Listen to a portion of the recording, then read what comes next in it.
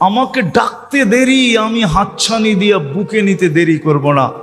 মান আরাদা আন্নি না দায়িতুহু মিন কারিব, আমার থেকে বিমুখ হইলে আমি পিছে চিছে যায় ডাকতে থাকি। যেই নবীর উম্মত হওয়ার কারণে, নাইলে যুবক আল্লাহর যৌবন নিয়ে চলবে, বাহাদুরি দেখাবে। যুবকের বাহাদুরির উৎস কি?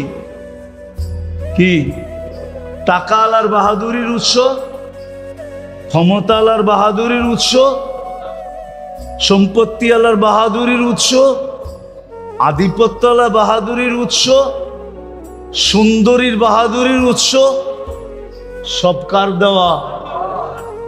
আল্লাহর দেওয়া জিনিস নিয়ে বাহাদুরি করবে আর আল্লাহর নাফরমানি করবে, এটা হয়তো হয় কি করে?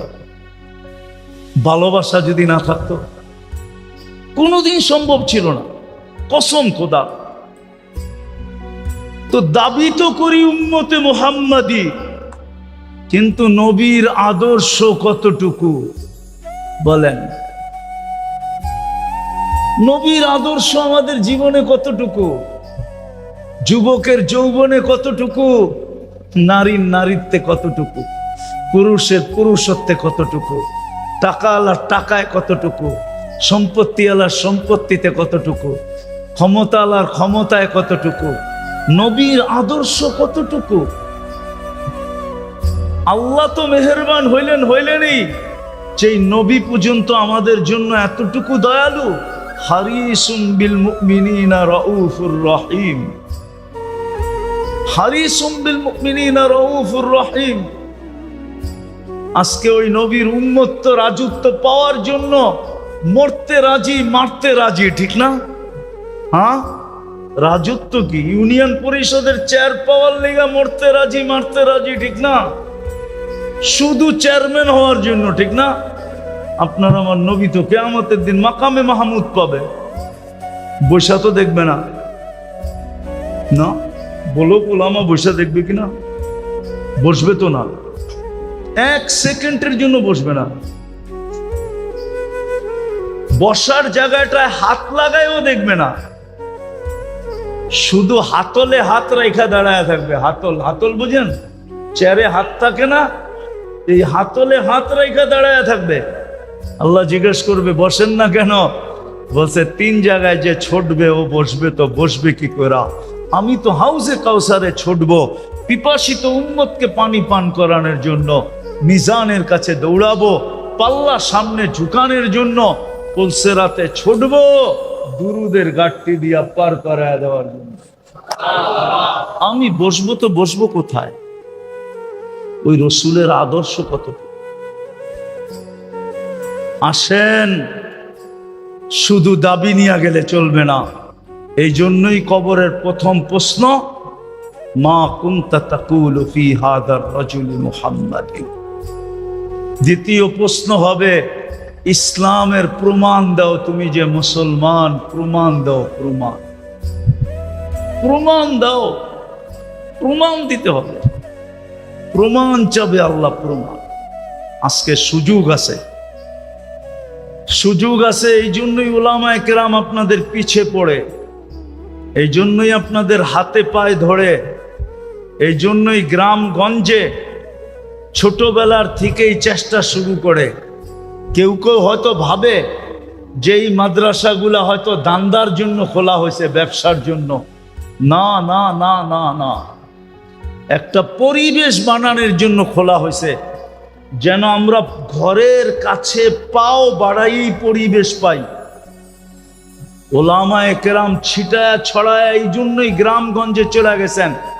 শহর থেকে গ্রামগঞ্জ পর্যন্ত, অজয় পাড়াগায় পর্যন্ত, আপনি যেন দাবিকে পূরণ করার জন্য সহজেই এদেরকে হাতের নাগালে পান।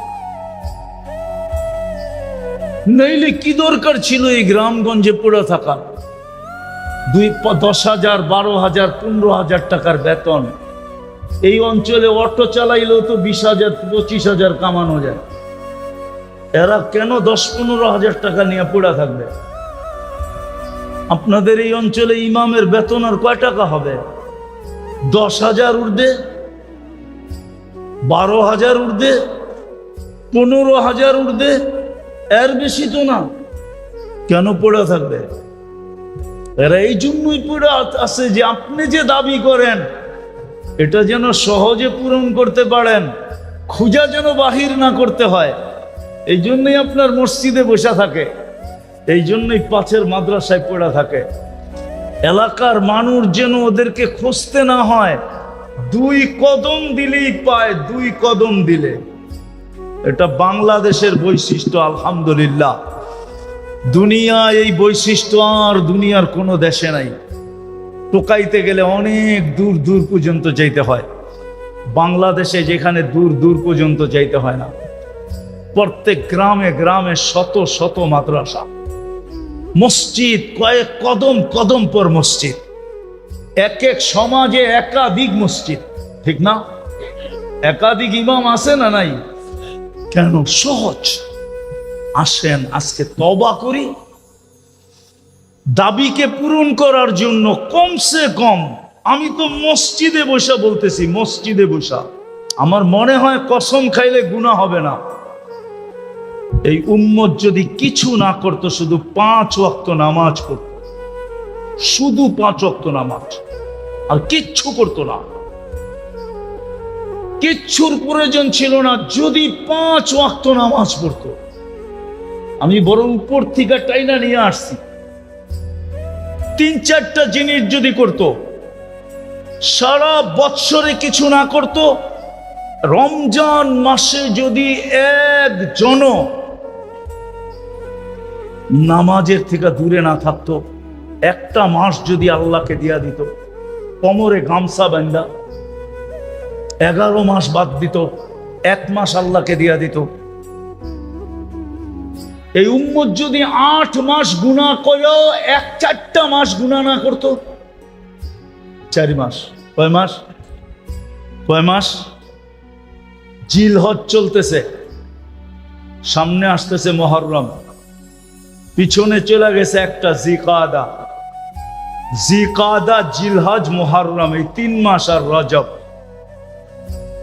ফালা তাযলিমু ফীহিন্না আনফুসাকুম, কোরআনে আছে, ইন্না ইদ্দাতাশ শুহুরি ইনদাল্লাহি, ইন্না ইদ্দাতাশ শুহুরি, ইন্না ইদ্দাতাশ শুহুরি, বলেন না, ইন্না ইদ্দাতাশ শুহুরি ইনদাল্লাহি 12 শাহরান ফি কিতাবিল্লাহ, আল্লাহর কিতাবে 12 মাস, ওয়া মিনহা আরবাআতুন হুরুম, এর ভিতরে 4 মাস হলো হারাম মাস। আল্লাহ নিষেধ পর্যন্ত করছে, ফালা তাযলিমু ফীহিন্না আনফুসাকুম। আল্লাহ অনুরোধ করছে, এই 4 মাস তোমরা গুনাহ করো না। এই উম্মত যদি 4 মাস গুনাহ না করত, শুধু 4 মাস গুনার কাছেও না যেত, 11 মাস বন্দেগী না করে যদি শুধু 1 মাস করত, কোমরে কাছা দিয়া গামছা বান্ধা যদি 1 মাস করত, কেন 1 মাসের ইবাদত 70 মাসের ইবাদত ছিল। এরকম যদি 24 ঘন্টার ভিতরে শুধু 5 ওয়াক্ত নামাজ পড়তো, কসম খোদা, আজকে যে দুরবস্থা উম্মতের, দুনিয়ার খবর রাখেন না দেখে আপনাদের চোখে পানি নাই। কসম খোদার, আমাদের ঘুম উড়া গেছে, ঘুম, না জানি কখন কি ঘটা যায়। যাদের চিন্তা নাই, যারা চিন্তা করে, উম্মত নিয়ে যারা ভাবে, কসম খোদার, ওদের রাত্রের ঘুম শেষ হয়ে গেছে। বর্তমান প্রেক্ষাপটের উপরে ঘুম শেষ হয়ে গেছে, ঘুম শেষ, ঘুম শেষ, ঘুম শেষ, ঘুম শেষ হয়ে গেছে। আল্লাহওয়ালাদের ঘুম শেষ, বুঝের মানুষের ঘুম শেষ হয়ে গেছে। যে হইতে চলছে কি, কি হবে অবস্থা? 2 বছর হয়ে গেল ফিলিস্তিনের, এখন আবার চলতেছে নতুন করে। ফিলিস্তিন শেষ হইল, ইরাক শেষ হইল, আফগানিস্তান শেষ হইল, সিরিয়া শেষ হইল, লিবিয়া শেষ হইল, চলতেছে এখন আবার নতুন করে, ঠিক না? হ্যাঁ, রাখেন কিছু খবর। হ্যাঁ, হতে পারে এই তুফান আসতে আসতে আপনার মাথার উপরও চলে আসতে পারে। কি হবে অবস্থা যদি আল্লাহ এখনো ফেরেশতা না পাঠাইলেন, এখনো আমাদেরকে সাহায্য না করলেন? এই জন্য আসেন আজকে তওবা করি, ওলামাদের সোহবতের মাধ্যমে যেই দাবি করি এটাকে পূরণ করি। কমসে কম 5 ওয়াক্ত নামাজ, কমসে কম ওলামাদের সাথে নিজেদের সম্পর্ক। পারবো? তওবা করতে পারবেন মনের থেকে? হ্যাঁ, তাইলে হয়তো আল্লাহর কাছে মুখ দেখানো যাবে, নাইলে কিন্তু এগুলোই আমাদের বিরুদ্ধে প্রমাণ হবে। কে কে তওবা করতে রাজি দেখি মনের থেকে, যে আমি অতীত থেকে তওবা করলাম, নামান আজকের থেকে আমি নামাজ পড়ব এবং ওলামাদের সাথে আমি সংযুক্ত হব। আরে এই উম্মতের জন্য আল্লাহ মেহেরবান। হায় হায়, একটা শব্দ আল্লাহর জন্য শোভনীয় না। বাংলা একটা শব্দ আছে না, পটানো। পটানো বোঝেন? কি এটার ভালো বাংলা কি? হ্যাঁ, বুঝানো না, পটানো। একজনরে বুলায়া বালায়া পটায়া ফেলা। কি আয়াতে আনা পটানো, ঠিক না? হ্যাঁ, বুলায়া বালায়া কি পটানো। হায় হায়, আল্লাহকে পটানো অতি সহজ। কসম করা, বন্দা যদি মুখ দিয়া উচ্চারণ নাও করে, মন দিয়েও যদি কয় আল্লাহ আমি তওবা করে ফেললাম, সাথে সাথে আল্লাহ রাজি হয়ে যায়।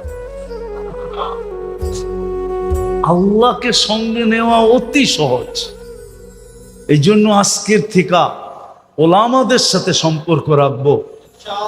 নামাজ কখনো ছাড়বো কখনো। আমাদের দেশটা আলহামদুলিল্লাহ এখনো অনেক ভালো আছে দুনিয়ার সমস্ত দেশের তুলনায়। আমি তো বলি আমাদের দেশটা এখনো ভালো আছে। আমি বলি আলহামদুলিল্লাহ। আমি দুনিয়া দেখা বলতেছি, 103টা দেশ দেখা বলতেছি। আমাদের দেশের মতো আলহামদুলিল্লাহ আলেম ওলামার পরিবেশ দুনিয়ার কোনো দেশে নাই। আমাদের দেশের মতো আল্লাহওয়ালাদের পরিবেশ দুনিয়ার কোনো দেশে নাই। আমাদের দেশের মতো মসজিদের পরিবেশ দুনিয়ার কোনো দেশে নাই। আমাদের দেশের মতো মাদ্রাসার পরিবেশ, মক্তব মাদ্রাসার পরিবেশ দুনিয়ার কোনো দেশে নাই। আমাদের দেশের মতো হেফজোখানার পরিবেশ দুনিয়ার কোনো দেশে নাই। আমাদের দেশে হাজারো পরিবেশ আছে যেটা দুনিয়ার কোনো দেশে নাই, যেগুলা সব ব্যক্ত করতে গেলে আপনাদের মনের ভিতরে অহংকারও ঢুকতে পারে। এই জন্য সবগুলা ব্যক্ত করতেছি না। আমি আমার দেশ নিয়ে অনেক গৌরব করি, গর্ব করি, গর্ববোধ করি যে আমার দেশ আলহামদুলিল্লাহ সুম্মা আলহামদুলিল্লাহ সারা দুনিয়ার ভিতরে এখনো 1 নম্বরে। এই জন্যই আমরা বাইচা আছি। আর আশা করি যদি আরেকটু অ্যাডভান্স হইতে পারি, তাহলে হইতে পারে বাংলাদেশ শুধু বাঁচবে না, বাংলাদেশের মানুষের চোখের পানি সারা দুনিয়াকে বাঁচাবে ইনশাআল্লাহ। বাংলাদেশের পরিবেশ সারা দুনিয়াকে বাঁচাবে। আমাদের দেশে একটা পরিবেশ আছে, এটাকে আমরা ধরে রাখতে হবে। চাবে, অনেকে চাবে। যেমন 2 দিন আগেই শুনতেছিলাম একজনে টক শোতে বলতেছে মাদ্রাসাগুলাতে মক্তবগুলাতে বলে দারিদ্র বানায়। কি কি কি বানায়? দারিদ্র বুঝেন? গরিব বানায়, গরিব। মাদ্রাসাগুলা বলে দারিদ্র বানানোর কারখানা। কি কি গরিব বানানোর? আপনারও কর নাকি? হ্যাঁ, আজ পর্যন্ত কোন হুজুরে ভিক্ষা করতে দেখছেন? হ্যাঁ, চুরি করতে, ডাকাতি করতে, ছিনতাই করতে? পরেরটা লুটা খাইতে, মাইরা খাইতে, 1000 কোটি টাকা মাইরা দিতে। দেখেন নাই? একজনও না। সত্য বলতেছেন না এমনি আমার লগে হা হা করতেছেন? হ্যাঁ, তাহলে গরিব বানায় পত্রিকা।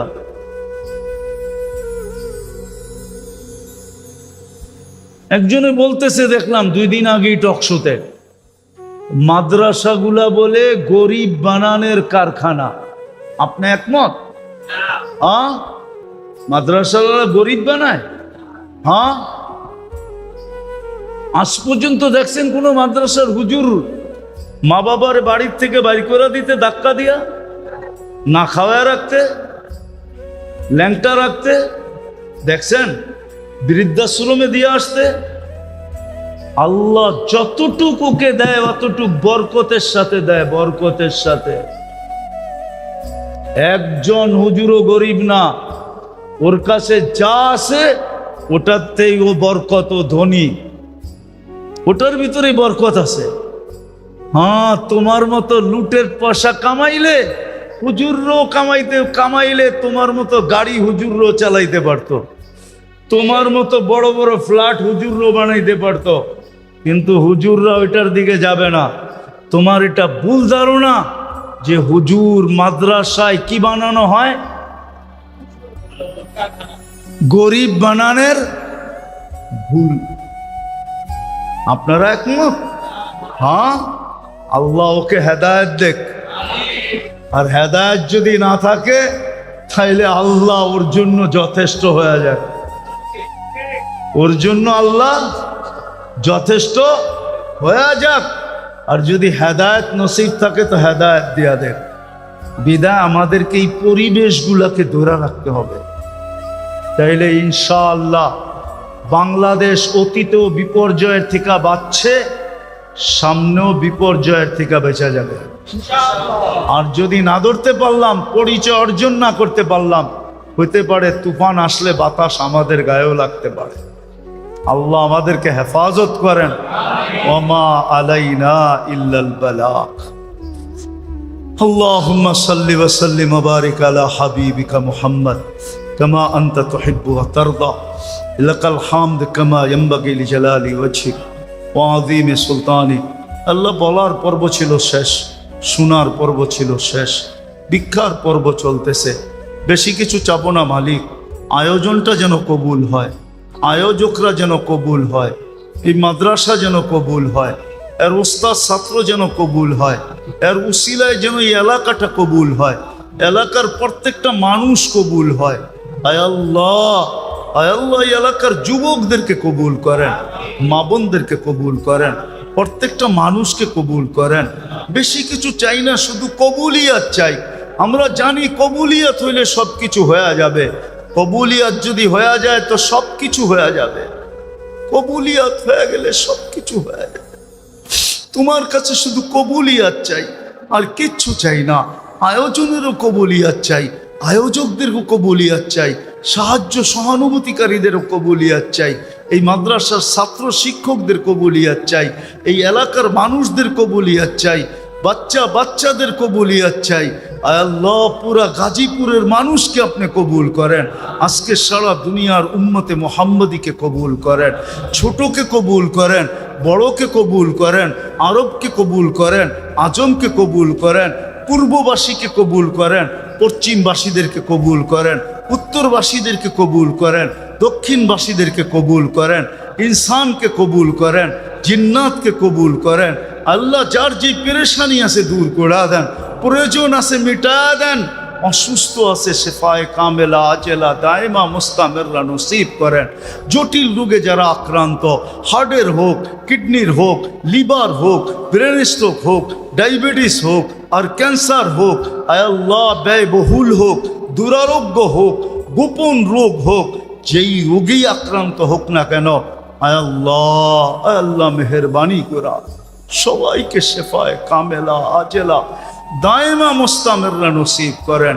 আল্লাহ যারা কবরে চলে গেছে, বিশেষ করে এই এলাকার মাটির নিচে, বা আয়োজকদের আত্মীয় স্বজন অথবা মাদ্রাসাওয়ালাদের পূর্বপুরুষ, যারা কবরে চলে গেছে সবাইকে মাফ করে দেন, জিন ও ইনসানকে মাফ করে দেন। আল্লাহ এই মাদ্রাসার প্রয়োজন খাজানায় গায়েব থেকে আপনি পুরা করে দেন, এটাকে ফুলায়া দেন, ফলায়া দেন। জাগার অভাব থাকলে জাগা দিয়া দেন আল্লাহ, ভবনের অভাব থাকলে ভবনের ব্যবস্থা করে দেন। আয় আল্লাহ মহিলা মাদ্রাসাটাকেও আরো তরাক্কি নসিব করেন, পুরুষ মাদ্রাসাটাকেও তরাক্কি নসিব করেন। যেই ছেলেরা আয় আল্লাহ সবক নিল এদেরকে আলেমে হাক্কানি রব্বানি, আয় আল্লাহ আলেমে হাক্কানি আলেমে রব্বানি মুক্তাদা আয় আল্লাহ হাদি মাহদি বানায়া দেন। যা চাইতে পারলাম তাও দেন, যা চাইতে পারলাম না তাও দেন। আল্লাহ আবারও চাইতেছি যুবকদেরকে আপনি দিনের জন্য কবুল করেন, ইসলামের জন্য কবুল করেন, আপনার হাবিবের আদর্শের জন্য কবুল করেন। ওয়াসাল্লাল্লাহু তাআলা আলা খায়রি খালকিহি মুহাম্মাদ ওয়া আলিহি আসহাবি আজমাইন বিরহমাতিকা ইয়া আরহামার রাহিম। থাকলে হয়তো আল্লাহ বলতেন, কিন্তু আল্লাহ মানুষকে সামনে রেখেই বলছেন ওয়ালাকাদ কাররামনা বনি আদম, মানুষ শ্রেষ্ঠত্বের মুকুটটা তোমার মাথায় বা শ্রেষ্ঠত্বের মালাটা তোমার গলায়। তো দয়ার উপরে দয়া হবে। প্রথম দয়া হয়েই আছে যে আমি সৃষ্টির সেরা। কি আমার কথা বোঝেন? সৃষ্টির সেরা কি? মানুষ। দ্বিতীয় আরেকটা দয়া হয়ে আছে, যেরকম আমি সৃষ্টির ভিতরে সেরা, এরকম আমরা মানব জাতির ভিতরে সেরা। বলবেন মানব জাতির ভিতরে সেরা কি করে? কেননা খায়রা উম্মা কুনতুম খায়রা উম্মা, মানব জাতির ভিতরে যত উম্মত আছে সবচেয়ে শ্রেষ্ঠ উম্মত আমরা। সৃষ্টির ভিতরেও শ্রেষ্ঠত্ব আমাদের, আবার মানব জাতির ভিতরেও শ্রেষ্ঠত্ব কাদের? আমাদের, ঠিক না? তাহলে দয়ার উপরে দয়া। মানব জাতির ভিতরেও আমরা শ্রেষ্ঠ। ওই শ্রেষ্ঠ উম্মত আমাদেরকে আল্লাহ বানাইছেন, শ্রেষ্ঠ উম্মত। শ্রেষ্ঠ উম্মত আল্লাহ আমাদেরকে বানাইছেন। এর উপরে আবার দয়া, শ্রেষ্ঠ উম্মত বানায়া আবার শ্রেষ্ঠ নবীও আমাদেরকে দিছেন।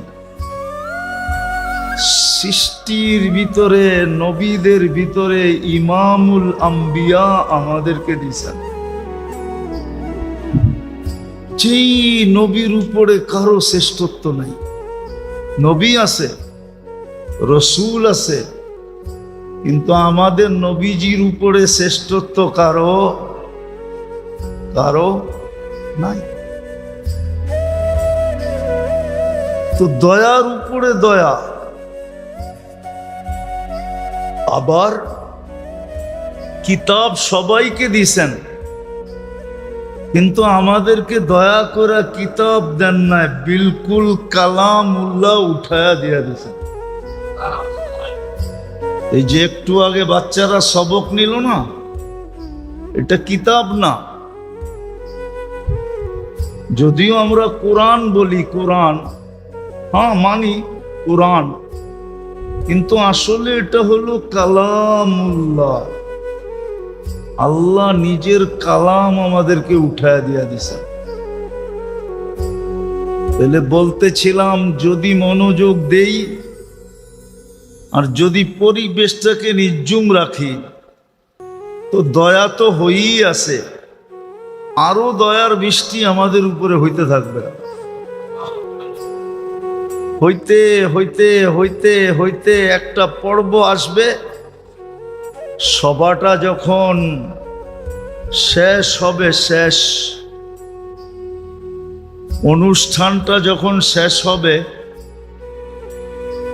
নারী হোক পুরুষ হোক যে যেখানে বসা মনোযোগ দিয়ে শুনতেছে, ফেরেশতা সবাইকেই বলবে ইরজিউ মাগফুরান লাক, যাও তোমার পিছনের গুনাহ খাতা মাফ। পিছন মাফ, শুধু মাফ হবে না, মাফ হইল কিন্তু পাত্রটা খালি রয়ে গেল, তাইলে লাভ হইল না। মাফ হইল কিন্তু কি পাত্রটা কি খালি, শুধু এইখানেই শেষ না, মাফ হবে না। মাফ হওয়ার পরেও আরেকটা হবে, বুদ্দিলা সাইয়্যাতিকুম হাসানাত, গুনার জায়গাগুলা নেকি দ্বারা পরিপূর্ণ হয়ে যাবে। করছিল গুনাহ, কি হয়ে গেল মাফ, নেকি কিন্তু করে নাই, কিন্তু তারপরেও দয়ার মাধ্যমে গুনার জায়গাগুলা নেকি দ্বারা পরিপূর্ণ হয়ে যাবে। এই জন্য ইনশাআল্লাহ মনোযোগ দিয়ে শুনবো তো, পরিবেশটাকে নীরব রাখবো তো। আসলে সত্য এটাই মেরে দোস্ত, সত্য এটাই যে নিজেকে মুসলমান ভাবে, যে নিজেকে উম্মতে মুহাম্মদী বলে দাবি করে, আমরা দুটেই দাবি করি, মুসলমান হিসাবেও দাবি করি, উম্মতে মুহাম্মদী হিসাবেও নিজেকে নিজে দাবি করি। কিন্তু শুধু দাবি করলে হবে না, শুধু দাবি করলে চলবে না, শুধু দাবি করলে চলবে না, শুধু দাবি করলেই চলবে না, বরং দাবির পিছনে প্রমাণও দিতে হবে। কি দিতে হবে? দাবির পিছনে কি দিতে হবে? প্রমাণ দিতে হবে যে আমি মুসলমান, আমি উম্মতে মুহাম্মদ। যদি প্রমাণ দিতে পারি, তাহলে যেই বেনিফিটের কথা লেখা আছে, লাভের কথা লেখা আছে, ওটা আমি অক্ষরে অক্ষরে পাব, ওই লাভ আমি পাব, লাভের থেকে আমি বঞ্চিত হব না। হ্যাঁ, সত্য এটাই, আল্লাহ কে কোথায় বাস করে এটা দেখে না, কে কোন এরিয়ায় বাস করে এটা আল্লাহ দেখেন না। যদি দেখতেন তাহলে মক্কার একজনেরও জাহান্নামে যাওয়ার কোনো সুযোগ ছিল না। যারা মক্কায় জন্ম, মক্কায় বড়, মক্কায় যাদের জীবন কেটে গেছে, যাদের মক্কায় জন্ম, আল্লাহ যদি জায়গা দেখতেন, এরিয়া দেখতেন, এলাকা দেখতেন, গ্রাম দেখতেন, ইউনিয়ন দেখতেন, থানা দেখতেন, জেলা দেখতেন, দেশ দেখতেন, তাহলে মক্কার মানুষের দোজখে যাওয়ার কোনো সুযোগ ছিল না। কেননা মক্কার প্রশংসার উপরে তো কিতাব লেখা হয়েছে, কিতাব ফজিলতের উপরে কিতাব লেখছেন ওলামারা। জানায় ফাজায়েলে মক্কা কিতাব আছে, শুধু মক্কার ফজিলত লেখা। জানি না ওলামা জানে কি জানে না, ফাজায়েলে মক্কার উপরে কিতাব লেখা হয়েছে, ফাজায়েলে মক্কা। আর কোরআন তো বর্ণনা করছেনই করছেন, ইন্না আউওয়ালা বাইতিন উদিয়া লিন্নাস লাল্লাযী বিবাক্কাতা মুবারাকাম হুদাল লিল আলামিন। সমগ্র জগতের হেদায়েতের মার্কাজ হলো মক্কা, আল্লাহর প্রথম ঘর মক্কা। মান দাখালাহু কানা আমিনা মাসাবাতাল লিন্নাসি ওয়া আমনা। মক্কার প্রশংসা দিয়া কোরআন, কোরআনে মক্কার প্রশংসা, হাদিসে মক্কার প্রশংসা, তাহলে মক্কার মানুষগুলা কোনোদিন জাহান্নামে যেত না। কিন্তু আবু জাহেলও তো মক্কার, ঠিক না? না মক্কার না, কি জান্নাতে? আবু লাহাব, উতবা, সাইবা, রবিয়া, হায় হায় হায়, হাজারো মানুষের নাম গণানো যাবে যারা জাহান্নামে চলে গেছে। অথচ যাদের সকাল কাটতো মক্কার ঘরের ছায়ায়, সকালবেলা যারা আল্লাহর ঘরের ছায়ায় আড্ডা দিত, আড্ডা ছায়ায় বোঝেন, সকালে উঠা যারা মক্কার ঘরের আল্লাহর ঘরের ছায়ায় যারা কি করত, সময় কাটাইতো, আড্ডা বাদ দিলাম, সময় কাটাইতো। বিকালে যারা আবার আল্লাহর ঘরের ছায়ায় সময় কাটাইতো, ওই লোকগুলা জাহান্নামে। বোঝা গেল আল্লাহ গ্রাম দেখেন না, এরিয়া দেখেন না, এটাই সত্য। এরকম শত জিনিস আনা যাবে, আল্লাহ এগুলা একটাও দেখেন না। না এলাকা দেখেন, না বংশ দেখেন, না বুলি দেখেন, না রং দেখেন, না ঢং দেখেন, না চাইল দেখেন, না চলন দেখেন, না শিক্ষা দেখেন, না দীক্ষা দেখেন, না আল্লাহ টাকা দেখেন, না আল্লাহ পয়সা দেখেন, না আল্লাহ ক্ষমতা দেখেন, দুনিয়ার কোনো জিনিস দেখেন না। দেখেন শুধু দাবিতে কে দাবি, দাবির পিছনে কে প্রমাণ দিল, আল্লাহ এটাই দেখেন। মুসলমান বলে দাবি করে সে কি প্রমাণ দিল এটা আল্লাহ দেখবেন, প্রমাণটা কি। উম্মত বলে নিজেকে স্বীকার করে প্রমাণ কি দিল এটাই আল্লাহ দেখবেন, প্রমাণটা দেখবেন, প্রমাণ দেখবেন যে আপনার প্রমাণ কি। এই জন্যই কবরে গেলে প্রথম প্রশ্ন হবে, প্রথম প্রশ্ন কবরে, আমি লিখি না, ইমাম বুখারী রহমতুল্লাহ আলাইহি লেখছেন, কিতাবুল জানায়েজের ভিতরে আছে, প্রথম প্রশ্ন হবে মা কুনতা তাকুলু ফি হাদার রাজুলি মুহাম্মাদিন। তুমি সারা জীবন উম্মতে মুহাম্মদী বলতা, বলো প্রমাণ দাও আজকে তুমি কতটুকু ওনার সাজে সজ্জিত ছিলা। প্রমাণ চাবে, প্রমাণ চাবে, প্রথম প্রমাণ চাবে এটা যে তুমি সারা জীবন বলছো উম্মতে মুহাম্মাদি, উম্মতে মুহাম্মাদি, উম্মতে মুহাম্মাদি। আর এর কারণেই আমরা তোমাদেরকে ফ্যাসিলিটি দিছিলাম, সবাই এক করলে এক পাইতো।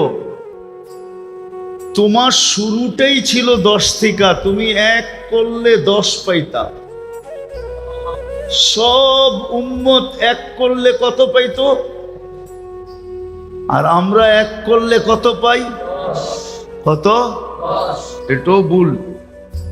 10 শুরু, 10 শুরুটা কত থেকে? 10-এর থেকে, 10 না, শুরু 10 থেকে, 10 থেকে শুরু হয়। ওই শুরু আবার 10 থেকে কখনো গড়াইয়া 100-তে চলে যায়, আবার 100 থেকে গড়াইয়া কখনো 700-তে চলে যায়, আবার 700টা গড়াইতে গড়াইতে কখনো বেগায়রে হিসাবে চলে যায়। কিন্তু শুরু কত থেকে? সমস্ত উম্মতের শুরু ছিল কত থেকে? 1 থেকে। আল্লাহ বলে যার দাবি তুমি করতে, যে আমি উম্মতে মুহাম্মাদি, যার কারণে আমরা তোমাকে এত বেনিফিট দিছিলাম, লাভ দিছিলাম, যে তোমার শুরুটাই 10 থেকে। কয় থেকে? একের বদলায় 10। সমস্ত উম্মত একের বদলায়। ওই উম্মতের ভিতরে তাকাইলে দেখা যায় খলিলের উম্মতও আছে। কার উম্মত? ইব্রাহিম খলিলের উম্মত, ঠিক না? এর ভিতরে তাকাইলে দেখা যায় কালিমের উম্মত আছে। মুসা কালিমুল্লাহ, উনার উম্মত আছে। এর ভিতরে তাকাইলে দেখা যায় ঈসা রুহুল্লাহর উম্মত আছে। এর ভিতরে তাকাইলে দেখা যায় ইসমাইল জবিহুল্লাহর উম্মত আছে। এর ভিতরে তাকাইলে দেখা যায় আদম সফিহুল্লাহর উম্মত আছে। এর ভিতরে তাকাইলে দেখা যায় নূহ নজিহুল্লাহর উম্মত আছে। বড় বড় উপাধি পানেওয়ালা নবীর উম্মত আছে। কিন্তু হইলে হবে কি, এক করলে একই পায়, এক করলে। আর আমাদের শুরুটা করতে গা, বুঝাইতে পারতেছি? আমাদের শুরুটা হলো 10 থেকে। শুরুই 10। গড়াইতে গড়াইতে কখনোই 10 100-তে চলে যায়, আবার গড়াইতে গড়াইতে কখনো 700-তে চলে যায়, আবার গড়াইতে গড়াইতে কখনো বেগায়ের হিসাব হয়ে যায়। রাত্র একটা, কয়টা? পরিশ্রম কয় রাত্র? সজাগ কয় রাত্র? ঘুম ছাড়ছে কয় রাত্র? ক্লান্ত হইছে কয় রাত্র?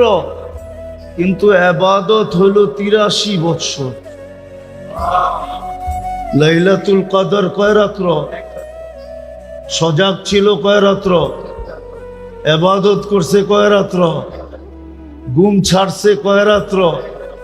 ক্লান্ত হইছে কয় রাত্র? ইবাদত কয় রাত্র? ইবাদত 83 বৎসর। হুজুরে যখন 83 বইলা ফেলছে, 83,000, আমিও মাইনা নিলাম 83,000 বৎসর। 83,000 বৎসর বললো ভুল হবে না। হ্যাঁ, ভুল হবে না। আমরা তো শুধু আলফু শাহরিন বলছি, 83 বৎসর আলফু শাহর। এর আগে আরেকটা শব্দ কোরআনে আছে, খায়রুম মিন। খায়ের যদি মিলাই তাহলে 83,000 বৎসর বললেও ভুল হবে না। কেননা আল্লাহ নিজেই বলতেছে, ওয়ালি খায়রি লা নিহায়া, আমার খায়ের কোনো সীমা রেখা নাই। তো 83,000 বৎসরও তো সীমা রেখা আছে, ঠিক না? 83,000-এ যায় কি শেষ, ঠিক না? আল্লাহ তো বলে শেষ নাই। ওয়ালি খায়রি লা নিহায়া, আমার খায়ের কোনো সীমা রেখা নাই। তাইলে বোঝা গেল 83,000 বৎসর বললেও কম। কিন্তু পরিশ্রম কয় রাত্র? সজাগ কয় রাত্র? ইবাদত কয় রাত্র? এরকম কয়টা দেখাবো আপনাকে? দেখাইতে দেখাইতে আমার জিন্দেগি শেষ হয়ে যাবে, তারপরও দেখানো শেষ হবে না। আল্লাহ বলে, যেই বন্ধুর উম্মত হওয়ার কারণে তোমাকে এই লাভ দিলাম, লাভ। হায় হায়, উম্মত তো জানেই না, দুনিয়ার পিছে পড়ছে, বাস আখেরাত ভুলে গেছে। জান্নাত উম্মত ভুলে গেছে, জান্নাত ভুলে গেছে। উম্মতের নারীও ভুলে গেছে জান্নাত, পুরুষও ভুলে গেছে জান্নাত, যুবকরাও জান্নাত ভুলে গেছে। এই উম্মত জান্নাত ভুলে গেছে। যেই উম্মত জান্নাত ভুলে গেছে, যে কি বেনিফিট আমাদের জন্য রাখছেন। একটা উদাহরণ দিলে বোঝা যাবে। এই উম্মত, আল্লাহ তো কোনো উম্মতকে জান্নাত দিতেই চান নাই। কি ওলামা মনে হয় একমত হবে না যে এটা আবার কি বলেন, কোনো উম্মতকে আল্লাহ জান্নাত দিতে চায় নাই। তাহলে আমি যুক্তি দেই, জান্নাতে যাবে 120 কাতার। কত? হ্যাঁ, 100 জান্নাতে যাবে, ঠিক না? তার ভিতরে 80 কাতারই আমরা। কত কত? 80 কাতার কয়জনের উম্মত? একজনকেই দিছেন কত? আর 120-এর থেকে 80 গেলে আর রইল কত? কত? 40 দিছেন 1.25 লক্ষ নবী এবং রসুলকে। তাইলে কি দিছেন? তাইলে এটা বললে ভুল হবে না, মনে হয় যে ওনাদেরকে দিতেই চান নাই, পুরাটাই আমাদেরকে দিয়া দিতে চেয়েছিলেন। বলবেন 48 কাতার কেন দিলেন? শুধু প্রশ্নের থেকে বাঁচার জন্য। হয়তো ওনারা বলতে পারত যে নবী তো বানাইলেন, রসুল তো বানাইলেন, কিন্তু এক জান্নাত তো দিলেন না। তো আল্লাহ 20 কাতার সবাইকে ভাগ করে দিয়া বললেন তোমাদেরকে দিছি। কি দিছি? তো দিছি। কি দিছি? আরে কন্যা, দিছি তো। হ্যাঁ, একজন দিলেও তো দিছি, ঠিক না? তাহলে 20 কাতার দিছেন 1.25 লক্ষ। কথা গুছায় নিয়ে আসতে চাইতেছি মেরে দোস্ত, লম্বা করতে চাইতেছি না। পরিবেশ অনুমতি দেয় না যে লম্বা করব। এই মজমাই যদি বোঝে, আর যদি আজকের থেকে চোখ কান খোলা শুরু করে, আজকে তো মুসলমানের চোখ কান সব বন্ধ।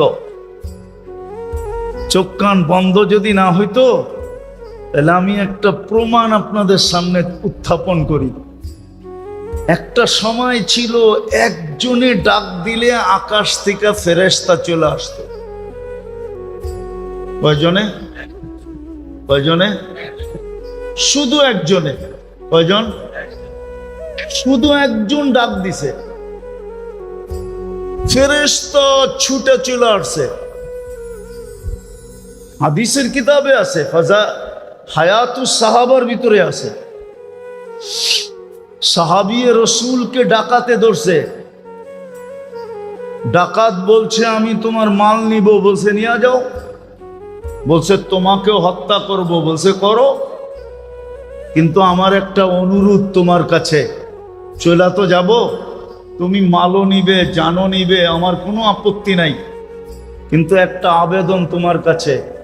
বলছে সেটা কি? বলছে আমাকে 2 রাকাত নামাজ পড়তে দাও। বলছে আচ্ছা পড়া নাও। তো 2 রাকাত নামাজ শেষের সেজদায় যায় সে যখন চিৎকার দিছে, ইয়া ওয়াদুদ ইয়া দাল আরশিল মাজিদ ইয়া ফাআলুল লিমা ইউরিদ আসআলুকা বিইজ্জাতিকা আল্লাতী লা তুরাম ওয়া বিমুলকিকা আল্লাযী লা ইউদাম ওয়া বিনূরিকা আল্লাযী মালা আরকানা আরশিক ইয়া মুগীস আগিসনি। যখন একবার চিৎকার দিছে তো চতুর্থ আকাশ থেকে ফেরেশতা প্রথম চিৎকারে নির্বাচিত হয়েছে। দ্বিতীয়বার যখন চিৎকার দিছে ইয়া মুগীস আগিসনি বইলা, তো 4 আকাশ অতিক্রম করে ফেলছে। তৃতীয় চিৎকার যখন দিছে তো মাথার কাছে আইসা ডাকাতকে জাহান্নামে পৌঁছায় দিছে।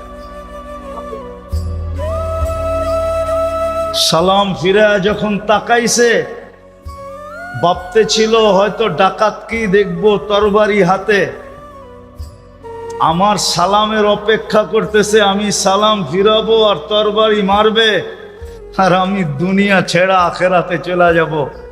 কিন্তু সালাম ফিরায় তাকায় দেখে সুদর্শন যুবক দাঁড়ানো, খোলা তরবারি হাতে, চেহারার থেকে চাঁদের চেয়ে বেশি আলো যেন ছিটকায়া পড়তেছে। আর নামাজির দিকে তাকায়া মুস্কি মুস্কি হাসতেছে। জিজ্ঞাসা করছে তুমি কে? বলছে আজীব বিষয় তো, আশ্চর্যের বিষয় তো, আমাকে ডাইকা আনলা তুমি, আর তুমি জিজ্ঞাসা করো তুমি কে? তুমি তো আমাকে ডাইকা আনলা। বললো কখন ডাইকা আনলাম? বলে তুমি যখন ইয়া মুগিস বলে প্রথমবার চিৎকার দিছ, তো আমি চতুর্থ আকাশ থেকে নির্বাচিত হয়েছি তোমার সাহায্যের জন্য। দ্বিতীয়বার যখন চিৎকার দিছ, তো আমি 4 আকাশ অতিক্রম করে ফেলছি। তৃতীয় চিৎকারে তোমার মাথার কাছে এসে দুশ্মনকে জাহান্নামে পৌঁছায় দিছে। বলছে এই বৈশিষ্ট্য আমার জন্য? বলছে না, তোমার মতো নামাজ যে উপহার দিবে কিয়ামতের সকাল পর্যন্ত আমি ওর জন্য অপেক্ষা করব। একজনের জন্য ফেরেশতা আসতো, একজনের জন্য। কালীগঞ্জের মানুষ, একজনের জন্য ফেরেশতা আসতো। এক কাহিনী না, শত কাহিনী আছে। একজন ডাকলেই ফেরেশতা চলে আসতো, চাই সেটা পুরুষ হোক, চাই সেটা নারী হোক, চাই সেটা যুবক হোক, চাই সেটা বাচ্চা হোক, একজনের জন্য ফেরেশতা আসতো। আজকে 250 কোটি মুসলমান। কত? 250 কোটি কয়জনে হয়? 10-15 লাখে না? কত জনে বলেন না? 1 কোটি না 100 কোটি, 100 কোটি না 200 কোটি, 200 কোটি না আরো 50 কোটি, 250 কোটি মুসলমান। আজকে 60 লক্ষ ফিলিস্তিনি। কয় লক্ষ? কত? 60 লক্ষ ফিলিস্তিনি,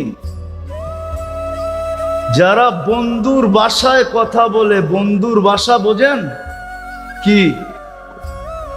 আরবি ভাষায় কথা বলে। বন্ধুর ভাষা ছিল কি? কি? কোন বন্ধু? মুহাম্মাদুর।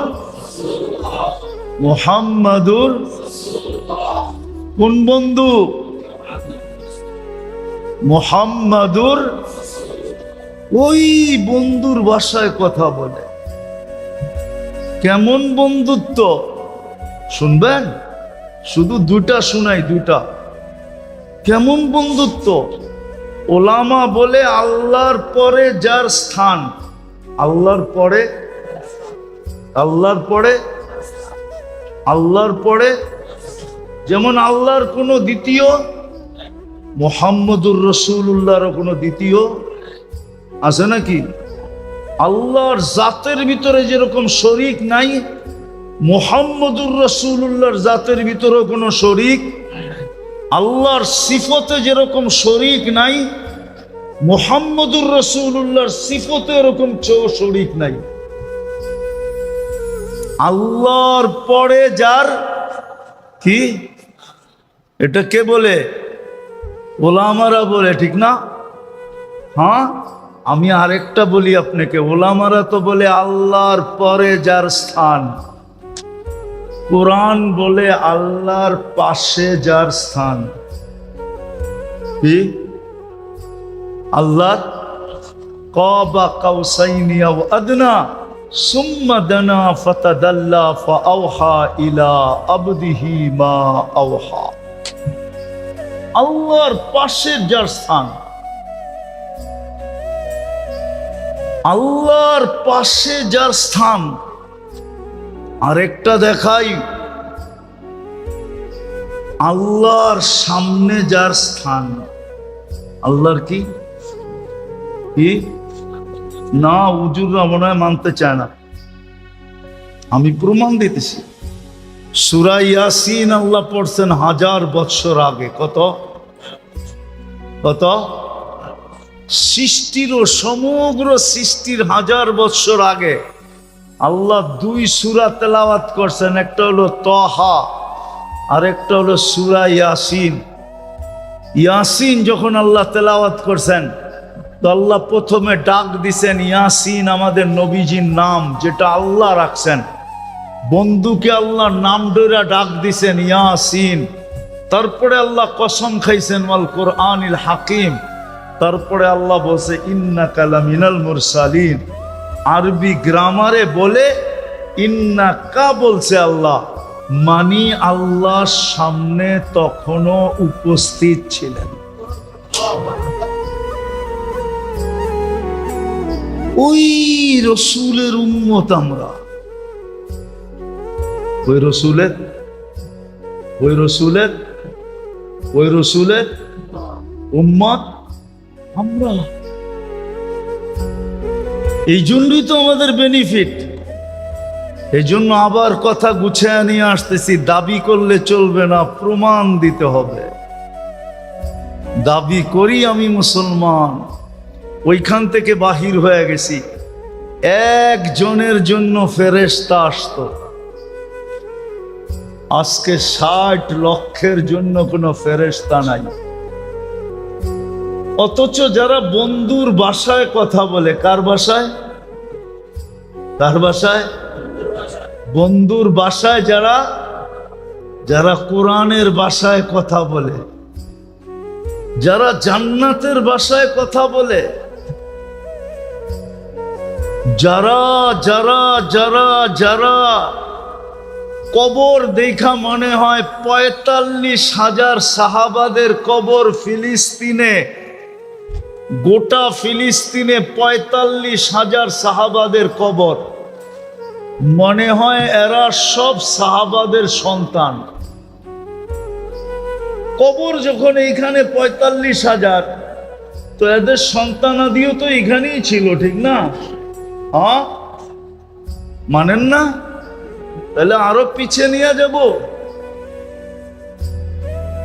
যারা আম্বিয়াদের সন্তান, কেননা খলিল আলাইহিস সালামের কবর ফিলিস্তিনে, মুসা আলাইহিস সালামের কবর ফিলিস্তিনে, শুআইব আলাইহিস সালামের কবর ফিলিস্তিনে, ইউসা বিন নুন আলাইহিস সালামের কবর ফিলিস্তিনে।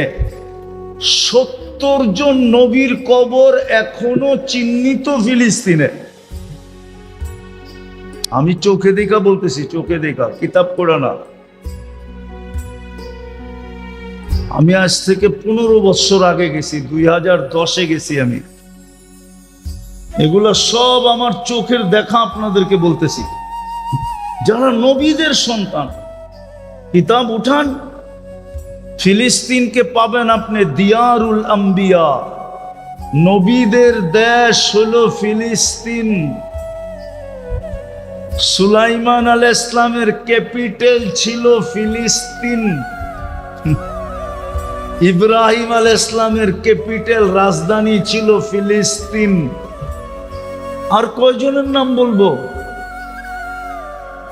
60,000, এখনো 60 লক্ষ।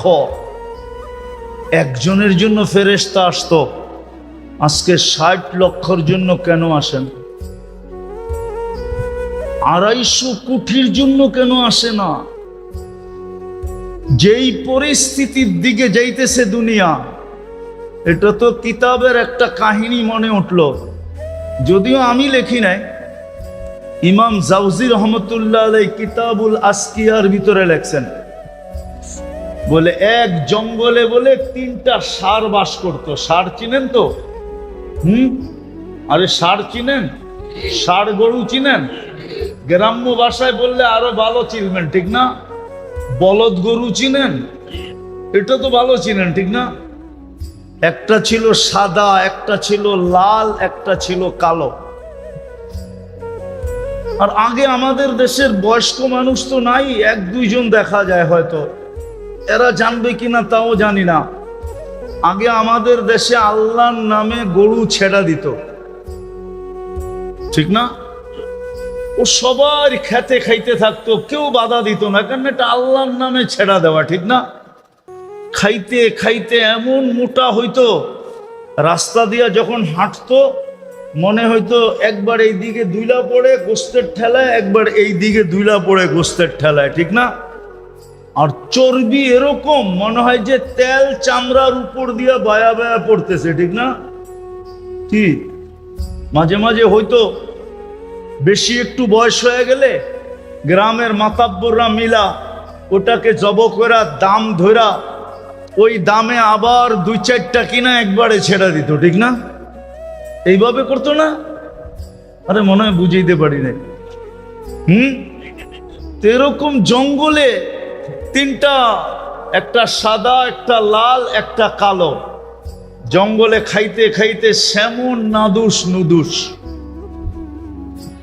চুটগুলা বহুত বড় হয়ে গেছে এখন সিংহ, কিন্তু 3টা চলে একসাথে, চলে কি একসাথে চলে।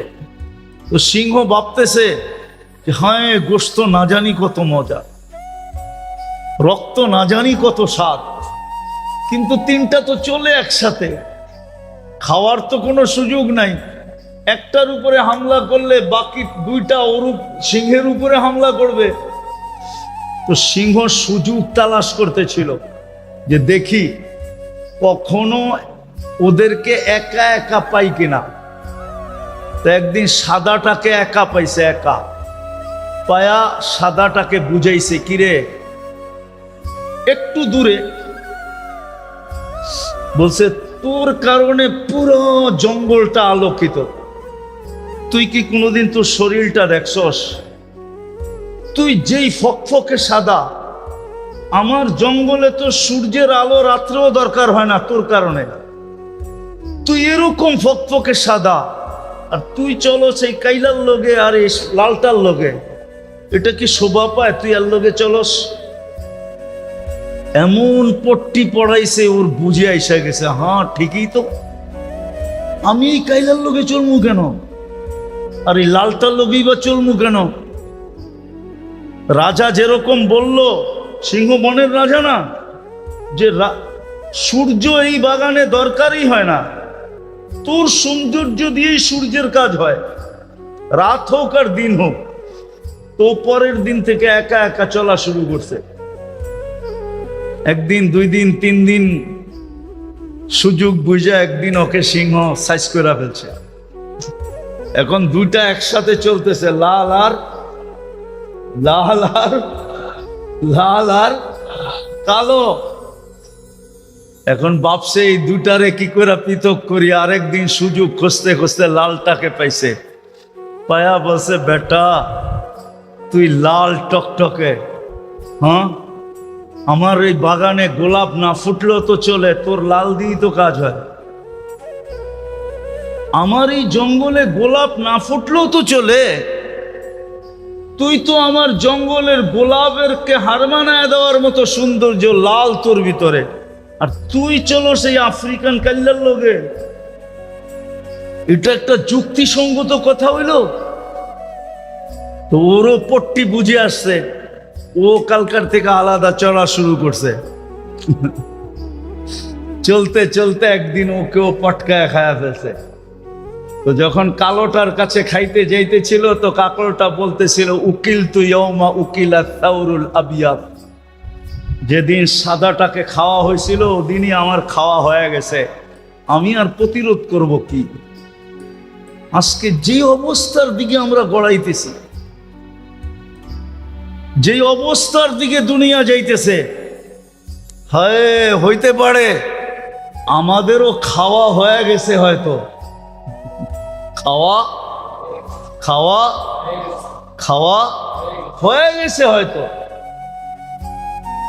নাইলে 250 কোটি ডাকার পরেও ফেরেশতা আসে না, 60 লক্ষ ডাকার পরেও ফেরেশতা আসে না, নারী ডাকার পরেও ফেরেশতা আসে না, পুরুষ ডাকার পরেও ফেরেশতা আসে না।